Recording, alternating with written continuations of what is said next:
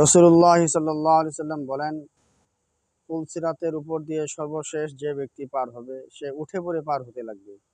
যেমনভাবে বাচ্চাকে পিতামাতা যখন প্রহার করে সে এদিক সেদিক পড়ে যায়, তো ফেরেশতারা তাকে বলবে, তুমি যদি সোজা হয়ে পার হতে পারো, তুমি যদি সোজা হয়ে পুলসিরাত পার হতে পারো, তাহলে কি তোমার আমল সম্পর্কে বলবে?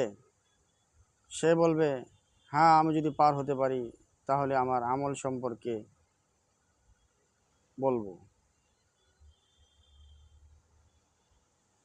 এবং সে বলবে, আল্লাহ পাকের ইজ্জতের কসম, আমি কিছুই লুকাবো না।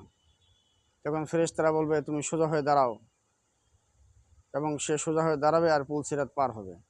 পার হওয়ার পরে ফেরেশতারা বলবে, এবার তোমার আমল সম্পর্কে বলো। তখন সে মনে মনে চিন্তা করবে, যদি আমার গুনাহের কথা আমি প্রকাশ করে দেই, এমন না হয় আমাকে আবার ফিরিয়ে দেওয়া হয়। তখন সে অস্বীকার করবে। তো ফেরেশতারা বলবে, আমরা কি সাক্ষী উপস্থিত করব?